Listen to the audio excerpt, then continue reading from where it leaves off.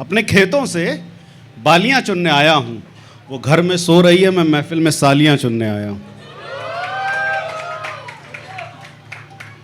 जितने जीजा हैं बड़ा अच्छे सुन रहे हैं।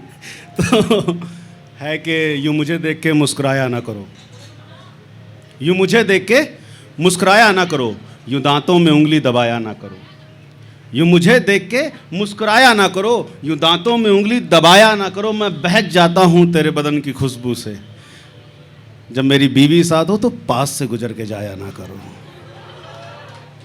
शुक्रिया शुक्रिया।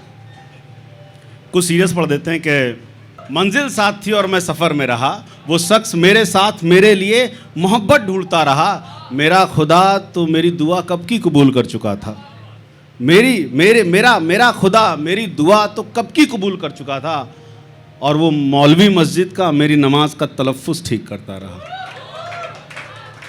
शुक्रिया। बड़ा टूटा फूटा पड़ा, फिर भी आप लोगों ने ताली बजाई।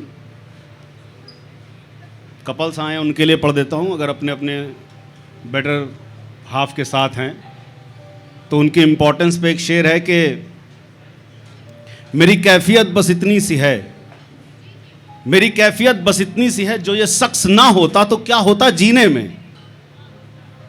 भाई साहब सिर्फ आप अपनी बीवी के लिए पढ़ सकते हैं ये, ठीक है, किसी और के लिए नहीं। कि मेरी कैफियत बस इतनी सी है, जो ये शख्स ना होता तो क्या होता जीने में। मैंने यूं ही कह दिया था तुम मेरी मल्लिका हो, उसने दिन रात एक कर दिया मुझे शहंशाह बनाने में।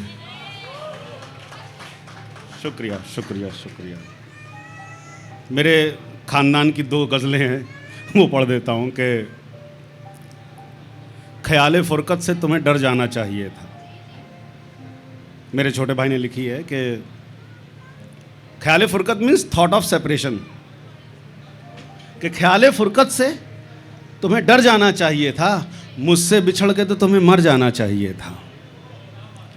ख्याल फ़ुरक़त से तुम्हें डर जाना चाहिए था, मुझसे बिछड़ के तो तुम्हें मर जाना चाहिए था। मेरे होंठों से उलझना छोड़ो तो बताऊं, घड़ी देख लो अपनी अपनी, कि मेरे होंठों से उलझना छोड़ो तो बताऊं, 9 बज चुके हैं तुम्हें घर जाना चाहिए था। शुक्रिया। जिसने लिखा है बहुत अच्छा लिखा है। खैर कि आगे है कि तुमने उसे भी छोड़ दिया, उसे भी तुमने उसे भी छोड़ दिया, उसे भी और उसे भी, मेरे बाद तो तुम्हें सुधर जाना चाहिए था। ख्याल फ़ुरक़त से तुम्हें डर जाना चाहिए था। और कि कबूले मोहब्बते मिश्रा तुमने क्यों कर लिया, कबूले मोहब्बते मिश्रा तुमने क्यों कर लिया, तुम्हें तो साफ मुकर जाना चाहिए था।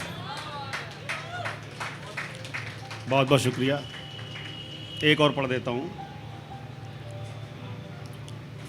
कि मैं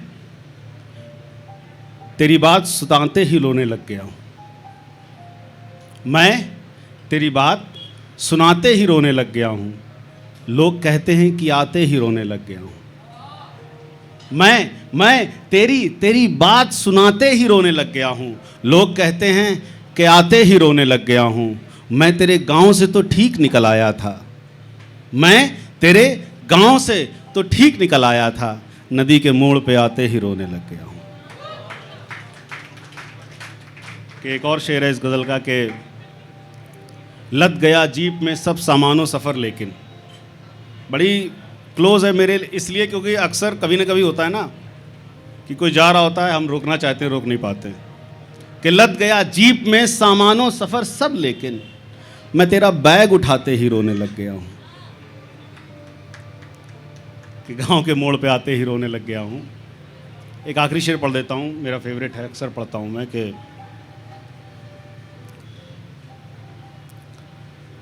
मेरी उलझन का पता एक पल में लगा लेती है।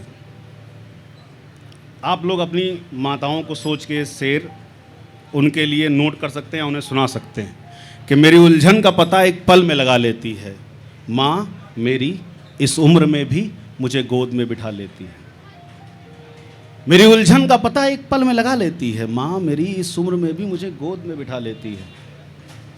इस लिबास को कमाने में मुझे 1 महीना लगता है, वो 4 दिन में मेरी नाप का स्वेटर बुन के दिखा देती है। शुक्रिया शुक्रिया शुक्रिया। एक शेर और पढ़ देता हूँ जो बंदिशों में रहते हैं बीवियों की, उनके लिए, कि वो मुझे अपना बनाना जानता है, वो मुझे अपना बनाना जानता है, वक्त रहते आजमाना जानता है। वो मुझे अपना बना, मतलब चाबुक है ना, वो गले में बंधा हुआ है बिल्कुल, कि वो मुझे अपना बनाना जानता है, वक्त रहते आजमाना जानता है।